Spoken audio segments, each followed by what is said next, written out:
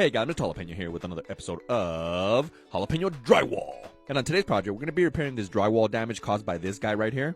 So the first thing I did was I peeled off a little bit of the drywall paper, which has the color that I'm going to be matching. I'm going to show you how to do that at the end of the video, so stay tuned. The dog's going to be my supervisor today. He just wants to make sure I'm doing things correctly, like putting plastic down, that way I don't make a mess on the carpet. Then I'm just going to prep the damaged area and remove any of the loose material that might be around there. It helps to scrape it down with your drywall knife if you need to. I'm also going to be applying some of this Kills primer over the area. I have the mold and mildew one. You don't necessarily need this one. You could just get the original one. What that's going to do is that it's going to help seal everything up. If I just apply mud over the area as is, that drywall paper is going to bubble up and you do not want that. Now just let it dry completely before you start applying the drywall mud. I'm going to be using Easy Sand 5 or hot mud. You can also use joint compound, but what I like about this hot mud is that you could apply multiple coats in a short amount of time, therefore speeding up the process a little bit. I'm going to be adding some of this fiber fuse tape over the patch to help strengthen it. And now I'm just going to apply the first coat over the tape to help smooth it out. The first coat's always like the rough draft, then you could apply the second coat and then look, it's going to smooth everything out. If you're finding any value from this video, don't forget to follow and subscribe for more Mr. Jalapeno content.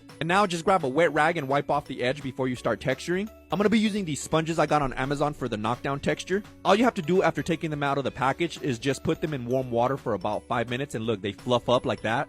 Most of the time for small repairs, I use that little texture pump or the Easy Pro system. But in this case, I wanted to try them out and they're not that expensive either. I'll have a link to them in my Amazon storefront if you want to get some. And for the texture, I'm going to be using this all-purpose joint compound. You can also use hot mud, but I don't recommend it just because hot mud gets hard quicker and then it could ruin your sponge as well. And as you can see here, the texture that was done before was not the greatest. There's big flat spots. So I'm just going to be adding a little bit of texture to it. And look, that's how you kind of just dab it on there.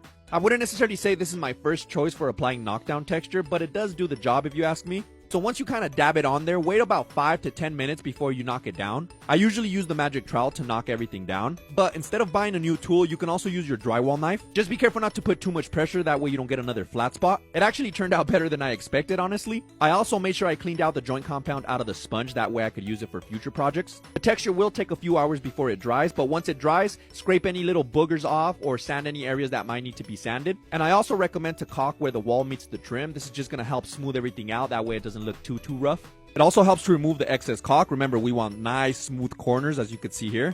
And remember how I told you I was going to match the paint? Well, I just went to Home Depot and I gave the guys at the paint station that piece I peeled off at the beginning of the video, remember? That way they could color match it. All I had to tell them was that it was a semi-gloss sheen and they had it ready for me in 10 minutes. And now it's time to paint. I would usually tape off the trim before I start painting, but the trim and the walls are the same color. So I just use my brush to cut in the corners first. Then I'm going to be using this tray and this roller to paint the whole patch. Just make sure you spread out that paint evenly on the roller. The paint says it's paint and primer in one. It works as a primer, so I just made sure I applied 2 coats to the patch. Don't forget to feather it out, that way it blends in a little bit better to the existing wall. The supervisor made sure I did 2 coats, that way it doesn't flash. And there you go, after everything dried, the paint matched perfectly. I asked the supervisor what he thought and he just didn't seem too excited about it, but hey, what do you think? Let me know in the comments.